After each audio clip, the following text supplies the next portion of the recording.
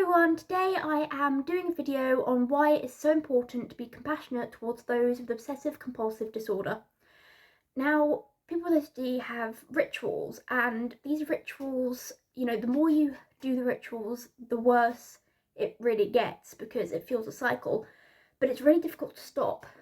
But people with OCD may experience guilt and self-blame because they may feel like they lack willpower. They may feel like they should stop these rituals even though they can't. You can to an extent, but not all at once. It's supposed to happen gradually. But people may have a sort of all or nothing thinking where they feel like because they do rituals, then they're bad, when actually, recovering from OCD does not happen overnight. So, people can experience some self-blame for having it because they feel like they've caused it themselves, they've done it to themselves, and they get frustrated at themselves for having the rituals, for having all of these symptoms and everything. And if people are met with others who are frustrated at them and met with others who are telling them it's not that hard, you need to stop and stuff like that, then it's going to make that so much worse, because that can really affect someone's self-esteem and make it feel like they're really unworthy of anything, and that can be really horrible. So that's why it's important to be so understanding towards people with OCD. Now, being understanding towards people with OCD and being compassionate doesn't mean accommodating the rituals or, encouraging the rituals, but it means accepting that a person's struggling, accepting that a person does do these rituals, but don't blame them for it.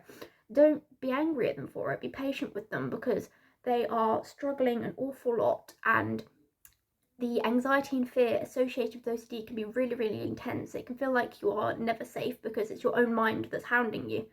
So if you kind of put yourself into that empathetic space where you see that they are actually really, really struggling and they can't just stop, and don't make fun of them for the rituals, don't ridicule them for it, and don't blame them for it, don't tell them that they've done this to themselves, it can make things a lot better if you are accepting of it. You cannot bully someone out of having OCD, and it's really important to let someone recover at their own pace, because if you push someone too hard to resist a ritual or something, then they may actually get more and more anxious, and that may just make it worse. That's why you're supposed to do it gradually, not overwhelm yourself with it, because it can be overcome, but not all at once, as I said. So you do have to be very, very patient with the individual.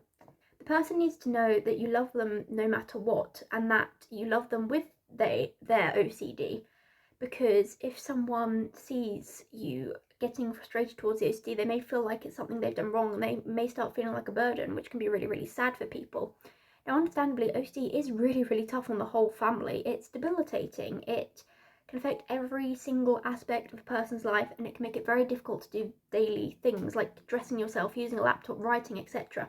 So of course it's going to be frustrating, but remember that it's even more frustrating to the individual, and they are also plagued with anxiety. People with OCD may sometimes get into a cycle of feeling really down because they get so angry at themselves and they attack themselves pretty much mentally every time they perform a ritual, because they feel like they shouldn't be doing that.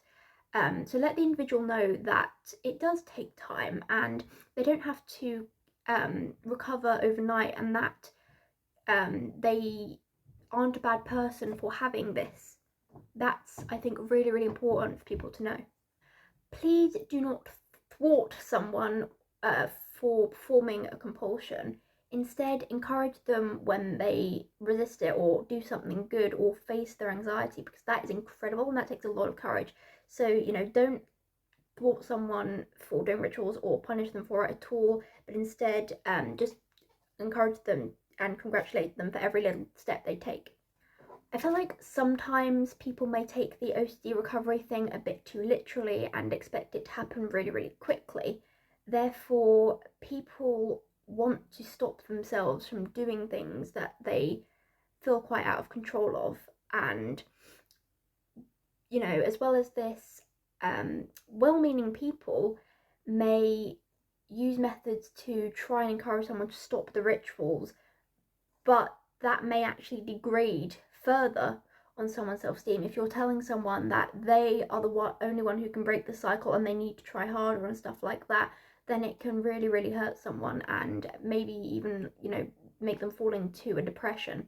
So that can be really, really bad, because although you may be going by the book and taking things very, very literally and saying, you know, to overcome this, you have to do this and that and this and that, but you're not taking the person's actual feelings into consideration, you may actually make someone's mental health even worse. In that case, I think it's really important to empathize with how someone's feeling and say to them, like, look, this must be really hard for you. I know that you want to stop, but I know that the OCD is trying to make you do things, and externalize it that way. That's also really important. But, you know, just empathize with someone and take their feelings into consideration rather than rigidly going from a textbook on what it says that OCD is and what someone with OCD has to do.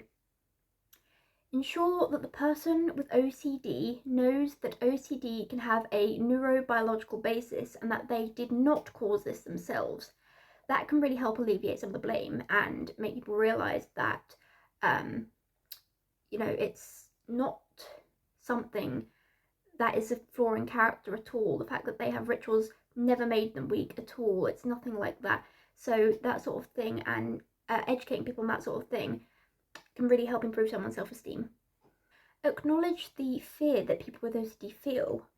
If someone is reassurance seeking, then you won't want to reassure them, but at the same time, you don't want to dismiss every fear and worry that they have, because a person is still anxious. So focus on their feelings rather than their worries, and just be there for them and say to them, it must be really difficult for you to feel that worried and feel that amount of fear and stuff, and be there for them as much as you can be. Sometimes people may say really well-meaning things, such as you can beat the OCD, and for some people that can be incredibly empowering and incredibly helpful and give someone the confidence to fight the OCD. But sometimes if people are in that state of self-blame and guilt for having the condition, that can actually disempower someone, and they may feel like they should have beaten it already or something like that. So make sure someone knows that wherever they are now is okay and it's all part of their journey. Thank you for watching this video. I hope you liked it, and I hope that it can help some people understand OCD more. I will be making more videos on OCD, so I hope you like the OCD videos, and it's been really lovely talking to you about this topic. Thank you, goodbye.